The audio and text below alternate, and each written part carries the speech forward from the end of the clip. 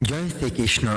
বন্ধুরা, রাত্রি ঘুমোতে যাওয়ার আগে আর ভোরবেলা ঘুম থেকে উঠে যদি একবার ভগবান শ্রীকৃষ্ণের বাণী শ্রবণ করা যায়, তাহলে ধীরে ধীরে জীবনের ভেতরেই পরিবর্তন নামতে শুরু করে। মন শান্ত হয়, চিন্তা পরিষ্কার হয়, আর জীবনের পথ যেন একটু আলোকিত হয়ে ওঠে। তাই আর দেরি না করে চলো আমরা সেই চিরন্তন পবিত্র বাণীর দিকে মন ফেরাই। শাস্ত্রকারেরা বলছেন, একং শাস্ত্রং দেবকী পুত্র গীতম, অর্থাৎ একমাত্র সেই শাস্ত্র যা স্বয়ং দেবকী পুত্র ভগবান শ্রীকৃষ্ণের মুখ নিশ্চিত বাণীতে গীত হয়েছে, সেই শাস্ত্রই শ্রীমদ্ ভগবত গীতা। কুরুক্ষেত্রের রণাঙ্গনে যখন অর্জুন নিজের আত্মীয় স্বজন গুরুজনদের সামনে অস্ত্র তুলতে গিয়ে ভীষণ দ্বিধাগ্রস্ত হয়ে পড়েছিলেন, ঠিক সেই মুহূর্তেই ভগবান শ্রীকৃষ্ণ তার শঙ্খ চক্র গদা নয়, বরং নিজের মুখের অমৃত বাণী দিয়ে অর্জুনের অন্ধকার দূর করেছিলেন। সেই মহাদিব্য মহাজ্ঞানময় উপদেশেই আজ আমরা চিনি শ্রীমদ্ ভগবত গীতা নামে। গীতার মাহাত্ম্য অপরিসীম অগাধ। বলা হয় স্বয়ং মহাদেব মহেশ্বর, এমনকি গণেশও গীতার সমস্ত গুণগান সম্পূর্ণভাবে বর্ণনা করতে সক্ষম নন। সেখানে আমরা সাধারণ মানুষ, আমাদের ভাষা, আমাদের বুদ্ধি তো সীমাবদ্ধই। তবু এইটুকু নিশ্চিতভাবে বলা যায়, যে ঘরে প্রতিদিন শ্রীমদ্ ভগবত গীতার পাঠ হয় বা গীতা শ্রবণ করা হয়, সেই ঘরে অদৃশ্যভাবে ভগবান শ্রীকৃষ্ণের উপস্থিতি বিরাজ করে। এই কারণেই পৃথিবীর প্রতিটি মানুষের জীবনে একবার হলেও গীতাকে জানা, বোঝা এবং অনুভব করা অত্যন্ত প্রয়োজন। কারণ জীবনে সুখ, দুঃখ, ভয়, আশা, ব্যর্থতা, সাফল্য সব কিছুরই নিখুঁত দিক নির্দেশ রয়েছে এই একটি মাত্র গ্রন্থে। শ্রীমদ্ ভগবত গীতার মোট 18টি অধ্যায় এবং 67টি শ্লোক রয়েছে। প্রতিটি শ্লোক যেন জীবনের এক একটি অমূল্য আলো, আর সেই আলোর মধ্য থেকেই আমরা আজ তোমাদের সামনে তুলে ধরতে চলেছি শ্রীমদ্ ভগবত গীতার 125টি অত্যন্ত গুরুত্বপূর্ণ ভাবনা, যেগুলো আমরা চেষ্টা করব একেবারে সহজ, সরল ও হৃদয় ছোঁয়া ভাষায় তোমাদের কাছে পৌঁছে দিতে। আমাদের দৃঢ় বিশ্বাস, যদি কেউ প্রতিদিন এই ভাবনাগুলি মন দিয়ে শোনে, উপলব্ধি করে এবং নিজের জীবনে সামান্য হলেও প্রয়োগ করার চেষ্টা করে, তাহলে তার বর্তমান জীবনের জটিলতা যেমন ধীরে ধীরে কমবে, তেমনি ভবিষ্যতের অজানা ভয়ও অনেকটাই দূরে সরে যাবে। তাই চলো আর পিছিয়ে না থেকে শ্রীমদ্ ভগবত গীতার সেই অত্যন্ত শক্তিশালী 125টি জীবন দর্শনের পথে আমরা একসাথে এগিয়ে যাই। এই জ্ঞান শুধু শোনার জন্য নয়, এই জ্ঞান বাঁচার জন্য। আর গীতার প্রথম, সর্বাধিক গভীর এবং সবচেয়ে গুরুত্বপূর্ণ উপদেশটি দিয়েই আজকের এই যাত্রা শুরু করি। কর্মই সর্বোচ্চ ধর্ম।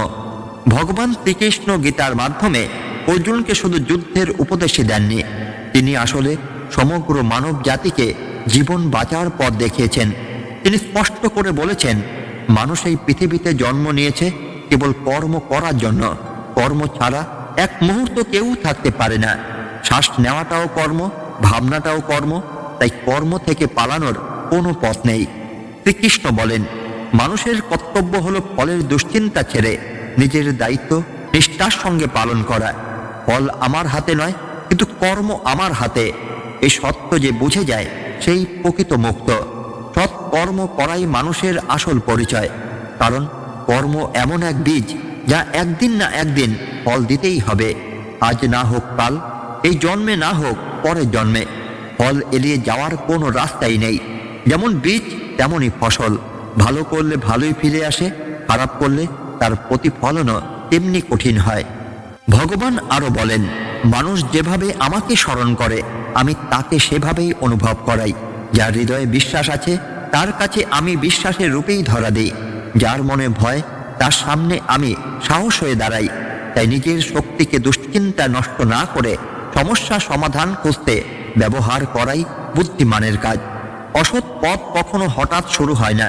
অসৎ দেখা, অসৎ শোনা, অসৎ চিন্তা, এই ছোট ছোট জিনিস থেকেই মানুষের পতন শুরু হয়। যে মানুষ এই দুর্লভ মানব জীবন পেয়েও ঈশ্বরের নাম স্মরণ করে না, সে আসলে নিজেরই ক্ষতি করে। সে এমন একজন মানুষের মতো যে মোক্ষের সিঁড়ির সামনে দাঁড়িয়ে থেকেও ওপরে ওঠার চেষ্টা করে না। শ্রীকৃষ্ণ বলেন, হে মানব, যদি তুমি সত্যি সংসারে দুঃখ থেকে মুক্তি চাও, তবে আমার ভক্তির আশ্রয় নাও। যে আমাকে স্মরণ করে না, সে জীবিত অবস্থায় যেমন শান্তি পায় না, তেমনি মৃত্যুর পরেও অশান্তি তাকে তাড়া করে। যারা অধম প্রকৃতির, যারা মায়ার মোহে বুদ্ধি হারিয়েছে, তারা কখনো আমাকে খোঁজে না, কারণ তারা অন্ধকারকেই আলো মনে করে। নিজেকে সম্পূর্ণভাবে ভগবানের হাতে সমর্পণ করাই হলো জীবনের সবচেয়ে বড় আশ্রয়। যে এই আশ্রয় চিনে নিতে পারে, তার জীবনে আর ভয় থাকে না, দুশ্চিন্তাও থাকে না। ভগবানের ওপর বিশ্বাস রাখো শিশুর মতো, যে জানে কেউ তাকে পড়ে যেতে দেবে না, তাই সে ভয় পায় না, হাসতে জানে। শ্রীকৃষ্ণ স্নেহ ভরে বলেন, মন ছোট করো না। যেদিন তুমি নিজেই নিজের দিক থেকে মুখ ফিরিয়ে নেবে, সেদিনও আমি তোমার পাশেই থাকব। জীবনে কখনো নিজেকে অন্যের সঙ্গে তুলনা করো না। তুমি যেমন আছো তেমনই যথেষ্ট। প্রত্যেক মানুষ আলাদা উদ্দেশ্য নিয়ে জন্মায়। সবচেয়ে বড় প্রেরণা বাইরের কেউ নয়, তোমার নিজের চিন্তা। তাই ভালো ভাবো, বড় ভাবো, আর নিজেকে জয় করার জন্য নিজেকেই প্রতিদিন অনুপ্রাণিত করো। যে দুঃখ সহ্য করতে জানে, সে একদিন সত্যিই সুখী হয়। কিন্তু যে অন্যকে দুঃখ দেয়, তার জীবনে শান্তি আসে না কখনোই। তাই ক্রোধ নয়, করুণাকে হৃদয় স্থান দাও। কারণ ফুল বৃষ্টির জলে বেড়ে ওঠে, মেঘের গর্জনে নয়। সব মিষ্টি কথা সত্য নয়। মিথ্যাবাদী যতই মধুর ভাষায় কথা বলুক, একদিন সে বিষ হয়ে ওঠে। আর যে সত্যবাদী, সে যতই কঠোর মনে হোক, একদিন সেই জীবনের ওষুধ হয়ে দাঁড়ায়। ভগবান শ্রীকৃষ্ণ বলেন, মন শান্ত রাখার চেয়ে বড় সম্পদ এই পৃথিবীতে আর কিচ্ছু নেই। যে নিজের মনকে শান্ত রাখতে শিখেছে, তার চেয়ে ধনী আর কেউই হতে পারে না। সময় কখনো মানুষের ইচ্ছা মতো চলে না, মানুষকেই সময়ের স্রোতে চলতে হয়। এটাই নিয়তি। জীবন তখনই কঠিন হয়ে ওঠে যখন আমরা নিজেকে বদলানোর বদলে পরিস্থিতিকে বদলাতে চাই। সত্য কখনো নিজেকে জাহির করে না, কিন্তু মিথ্যে সর্বদা চেঁচিয়ে বলে, আমি একমাত্র সত্য। অথচ সত্য নিজের আলোয় নিজেই জ্বলে। সব শেষে শ্রীকৃষ্ণ অর্জুনকে প্রশ্ন করেন, কি হারিয়েছ যে তুমি এত কাঁদছ? কি এনেছিলে যা হারিয়ে ফেলেছ? তুমি কি কিছু সৃষ্টি করেছিলে যা নষ্ট হয়ে গেছে? যা পেয়েছ এই জগৎ থেকেই পেয়েছ, যা দিয়েছ এই জগতেই দিয়ে গেছ। আর যা তোমার, কাল তা অন্য কারো হয়ে যাবে।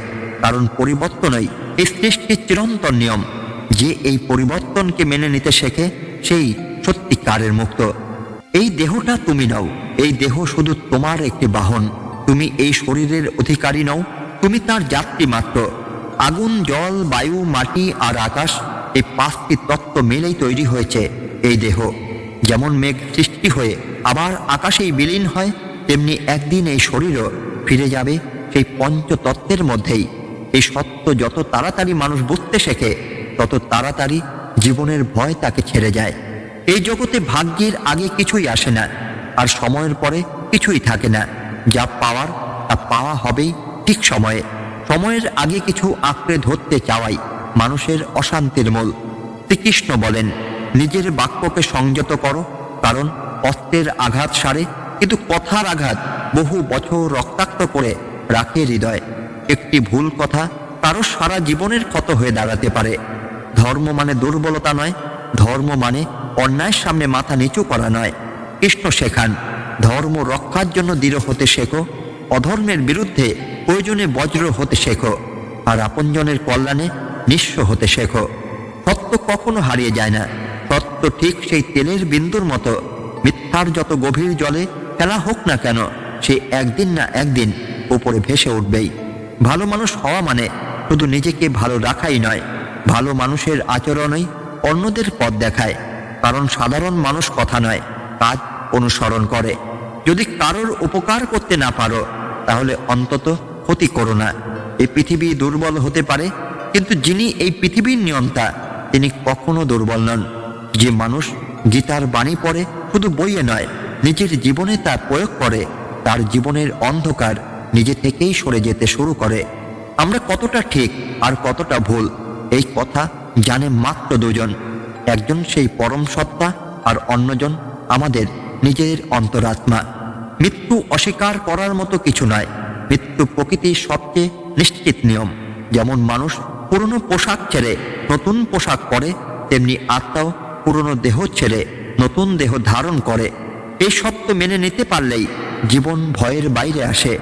জ্ঞানী মানুষ মৃতের জন্য কাঁদে না, জীবিতের জন্য অযথা শোকও করে না, কারণ তারা জানে যে চলে গেছে সে আবার আসবে, আর যে আজ আছে সেও একদিন চলে যাবে। কৃষ্ণ বলেন, সুযোগ এলে সারথি হও, স্বার্থপর যাত্রী নয়। একটি প্রদীপ যেমন নিজের আলো কম না করেই হাজারো প্রদীপ জ্বালাতে পারে, তেমনি ভালোবাসা আর সাহায্য ভাগ করলে কখনো কমে না। যা হৃদয়ে ধর্মে পূর্ণ তার কথায় ধর্ম ঝরে পড়ে, আর যে নিজে অন্ধকারে ডুবে থাকে সে আলো দেখানোর ভান করলেও পথ হারায়। মানুষ কষ্ট পায় ঈশ্বরকে অস্বীকার করে বলে নয়, ঈশ্বরের কথা শুনো না মানে বলেই। সবকিছুরই সময় আছে, কিন্তু সেই সময়ের আগে পেতে চাওয়াই মানুষের দুঃখ ডেকে আনে। ক্রোধ সেই দরজা যার ওপাশে শুধু অনুশোচনা। রাগ মানুষকে ক্ষতি করার আগে নিজেকেই ভেঙে দেয়। কৃষ্ণ বলেন, রাগ এলে থামো, শ্বাস নাও, নিজেকে শান্ত করো, কারণ শান্ত মনেই প্রকৃত শক্তি জন্ম নেয়। এই জগতে কেউ জন্মেই মহান নয়, মানুষকে মহান করে তোলে তার কর্ম। আর সঠিক কর্ম মানে সবসময় সাফল্য নয়, সঠিক কর্ম মানে পবিত্র উদ্দেশ্য। আজ যা তোমার কাছে আছে, গতকাল তা কারো ছিল, আগামীকাল তা আরো কারো হবে।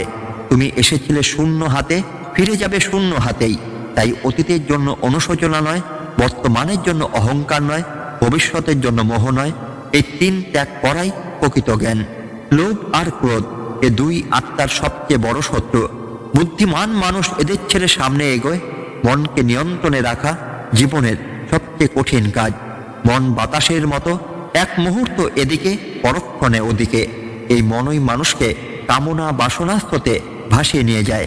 গীতা বলে, যে ব্যক্তি নিজের মনকে জয় করতে পেরেছে সে নিজের জীবনের যুদ্ধ জিতে যায়। আর যে মনকে শাসন করতে পারেনি তার সবচেয়ে বড় শত্রু হয়ে দাঁড়ায় তার নিজের মনই।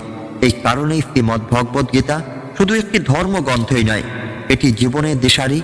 যে এই বাণী শোনে, বোঝে এবং গ্রহণ করে, তার জীবন ধীরে ধীরে আলোর পথে এগিয়ে যায়। কোনো মানুষই তার নির্ধারিত সময়ের আগে কিচ্ছু পায় না, আর ভাগ্যের সীমা ছাড়িয়েও কেউ কিছু পায় না।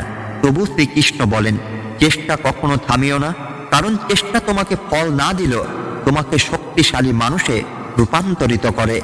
যে মানুষ সব কিছুতেই সন্দেহ খোঁজে সে কখনো শান্তির স্বাদ পায় না।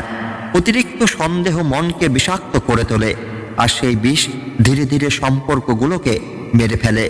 সন্দেহ কমলে বিশ্বাস বাড়ে, বিশ্বাস বাড়লেই শান্তি আসে। শরীরের সৌন্দর্য চোখকে থামিয়ে দেয়, কিন্তু স্বভাবের সৌন্দর্য হৃদয়কে বেঁধে ফেলে। তাই বাহ্যিক রূপের যত্নের চেয়ে আচরণের পবিত্রতা রক্ষা করা বেশি জরুরি। ইতিহাস বলে সুখ ছিল, বিজ্ঞান বলে সুখ আসবে, কিন্তু ধর্ম বলে যদি মন সৎ হয় আর হৃদয় নির্মল হয় তবে সুখ প্রতিদিনই মানুষের সঙ্গী হয়। কে কি করছে, কেন করছে, কিভাবে করছে, এইসব নিয়ে যত কম ভাববে তত বেশি হালকা হবে তোমার জীবন। অন্যের জীবনের হিসাব রাখতে গিয়ে নিজের শান্তি হারানোই মানুষের সবচেয়ে বড় ভুল। শ্রীকৃষ্ণ বলেন, যার জীবনে জ্ঞান নেই আর যার অন্তরে ঈশ্বরের প্রতি বিশ্বাস নেই সে মানুষ কখনো প্রকৃত আনন্দ বা স্থায়ী সাফল্য পায় না। ক্ষমা করতে শেখো, নীরব থাকতে শেখো। এই দুই গুণ মানুষের ভেতরে এমন শক্তি জাগিয়ে তোলে যার সামনে কঠিন পথ সহজ হয়ে যায়। অত্যধিক আনন্দের সময়ও সিদ্ধান্ত নিও না, আবার গভীর দুঃখের সময় নয়, কারণ এই দুই অবস্থায় বিবেক সবচেয়ে দুর্বল হয়ে পড়ে। শ্রীকৃষ্ণ ঘোষণা করছেন, যখন এই পৃথিবীতে অহংকার, পাপ ও অধর্ম বেড়ে যায় তখনই আমি আবির্ভূত হই, অন্যায়ের বিনাশ করতে আর ধর্মকে পুনরায় প্রতিষ্ঠা করতে। যারা আত্মিকভাবে জেগে উঠেছে তাদের পথ হল নিঃস্বার্থ কর্ম, আর যারা ঈশ্বরের সঙ্গে যুক্ত তাদের জীবনে অস্থিরতার জায়গায় থাকে স্থিরতা। মানুষের পতনের মূল কারণ মোহ। যত বেশি মোহ তত বেশি দুঃখ। যেদিন মোহ কমে সেদিন থেকে মুক্তির পথ শুরু হয়। পশ্চাতাপ অতীত বদলাতে পারে না, আর অতিরিক্ত চিন্তা ভবিষ্যৎ গড়ে তোলে না। এই দুইয়ের মাঝখানে দাঁড়িয়ে বর্তমানকে সঠিকভাবে বাঁচা, এটাই জীবনের আসল সুখ। গীতার মূল শিক্ষা মানব কল্যাণ। নিজের কর্তব্য পালন করতে গিয়ে অন্যের মঙ্গলকে উপেক্ষা করা ধর্ম নয়। শ্রীকৃষ্ণ বলেন, হে অর্জুন, যে ব্যক্তি আমার জন্ম ও কর্মের তত্ত্বকে সত্যভাবে উপলব্ধি করে সে দেহ ত্যাগের পর পুনর্জন্মের বন্ধনে আবদ্ধ হয় না এবং আমার পরম ধামে পৌঁছে যায়। যে মানুষ ইচ্ছার দাসত্ব ছেড়ে দেয়, আবেগের অতিরিক্ত টান থেকে মুক্ত হয়, সে এমন এক শান্তি লাভ করে যা শব্দে বোঝানো যায় না। কৃষ্ণের উপদেশ সরল, যারা পাশে থাকে তাদের আগলে রেখো, যারা ঠকায় তাদের থেকে দূরে সরে যাও। আর যেখানে সম্মান নেই সেখানে বারবার যাওয়া নিজেকেই ছোট করা। যেখানে বৃষ্টি নেই সেখানে শস্য জন্মায় না, আর যেখানে সংস্কার নেই সেখানে ভাগ্য শুকিয়ে যায়। ঈশ্বর আমাদের জীবনে যা দিয়েছেন তা আমাদের জন্য যথেষ্ট। এই বিশ্বাসই পরম শান্তির ভিত্তি। সংযম, সদাচার, স্নেহ ও সেবার গুণ একাকী জন্মায় না, সঠিক সঙ্গ ছাড়া এই গুণ বিকশিত হয় না। প্রার্থনা হয়তো পরিস্থিতি বদলায় না, কিন্তু মানুষকে ভেতর থেকে বদলে দেয়। আর ভেতরের পরিবর্তনই বাইরের জীবনকে রূপান্তরিত করে।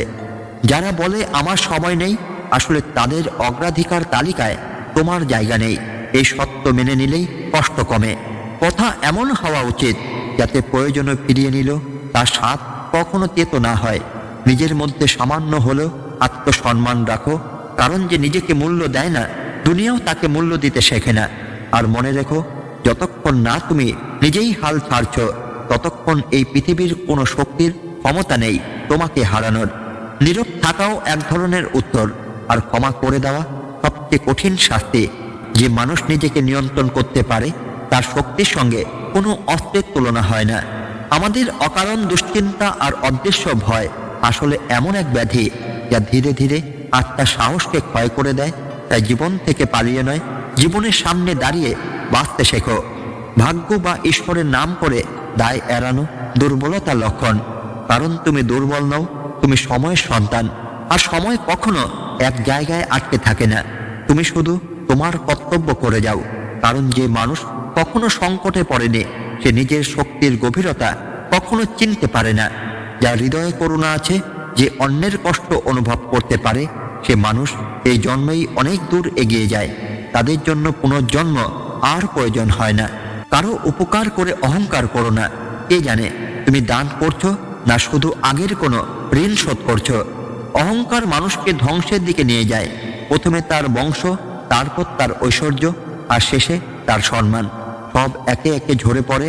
ইতিহাসে কৌরব আর কংস তারই প্রমাণ। যদি কাউকে বিচার করতে চাও, তার কথায় নয়, তার আচরণে নজর দাও। কথা মানুষকে বিভ্রান্ত করতে পারে, কিন্তু আচরণ কখনো মিথ্যে বলে না। শ্রীকৃষ্ণ বলেন, যে আমাকে সত্যভাবে চিনে নিতে পারে সে জন্ম মৃত্যুর আবর্তন থেকে মুক্ত হয়। যা তোমার ভাগ্যে আছে তা তোমার কাছে নিজে থেকেই আসবে, আর যা তোমার নয় তা যত কাছেই আসুক একদিন সরে যাবেই। যেমন প্রবল হাওয়া নৌকাকে দিশাহীন করে দেয়, তেমনি অতিরিক্ত বাসনা মানুষের বুদ্ধিকে আচ্ছন্ন করে তোলে। যে মানুষ সুখে দুঃখে মান অপমানে সমানভাবে শান্ত থাকতে পারে, শ্রীকৃষ্ণ বলেন, সেই মানুষই আমার সবচেয়ে প্রিয়। সময় বড় অদ্ভুত, তার সঙ্গে তাল মিলিয়ে চললে সে তোমার ভাগ্য বদলায়, আর তাকে অগ্রাহ্য করলে সে তোমার জীবনটাই পাল্টে দেয়। কান্না দুর্বলতার চিহ্ন নয়, বরং যে মানুষ ভেঙে পড়ে উঠে দাঁড়াতে পারে সেই মানুষই প্রকৃত শক্তিশালী। নিজের যা আছে তাতেই সন্তুষ্ট থাকতে শেখো, কারণ তোমার এই জীবনটাই অনেক মানুষের কাছে স্বপ্ন। পাথর শেষ আঘাতে ভাঙে ঠিকই, কিন্তু প্রথম আঘাতও কখনো বৃথা যায় না। যার স্বভাবই কষ্ট দেওয়া বা প্রতারণা করা, তার ওপর কখনো ভরসা করো না। যদি চাও সবাই তোমাকে ভালোবাসুক, তবে ভালোবাসার শুরুটা তোমাকেই করতে হবে। কারণ প্রকৃতির নিয়ম একটাই, যা বপন করবে তাই ফলবে। অনেক সময় আঁকড়ে ধরে রাখা তোমার সবচেয়ে বড় ক্ষতি করে দেয়। যা যেতে চায় তাকে সম্মানের সঙ্গে যেতে দাও। চোখের জল ওজনে হালকা, কিন্তু ঝরে পড়লে মনের ভার অনেক কমিয়ে দেয়। মানুষ মানুষকে ঠকাতে পারে, কিন্তু ঈশ্বরের খাতায় সব হিসেব ঠিকই লেখা থাকে। তোমার সততা প্রমাণ করতে যেও না, সময় নিজেই একদিন সব প্রকাশ করে দেবে। ঈশ্বরের সৃষ্টি গাছের ছায়ায় ধনী আর গরিব দুজনেই সমান আশ্রয় পায়, কারণ ঈশ্বর কাউকে আলাদা চোখে দেখেন না। যে মানুষটা তোমাকে ভালোবাসে, যত্ন নেয়, মনে রাখে, তাকে কখনো অবহেলা করো না, না হলে একদিন তারা গুনতে গিয়ে চাপটাই হারিয়ে ফেলবে। ধৈর্য ধরো, সঠিক সময় এলে তোমার পরিশ্রমের ফল ঠিক তোমার হাতে এসে পড়বে। অনেক সময় ঈশ্বর কাউকে ধনী করেন এই জন্য নয় যে সে বেশি ভোগ করবে, বরং এই জন্য যাতে সে অন্যদের সাহায্যের মাধ্যম হতে পারে। ধ্যান মানে ভেতরের হাসি, আর সেবা মানে এই হাসিটাকে অন্যের মুখে পৌঁছে দেওয়া।